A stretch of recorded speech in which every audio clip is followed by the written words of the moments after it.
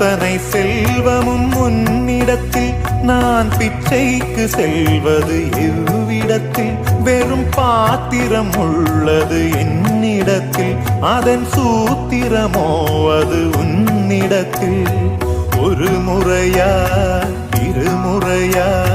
பல முறை பல பிறப்பெடுக்க வைத்தாய் புதுவினையா பழவினையா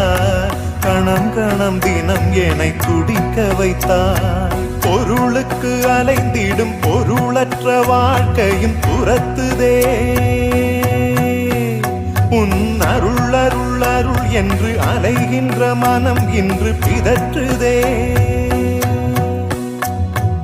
அருள் விழியால் நோக்குவாய்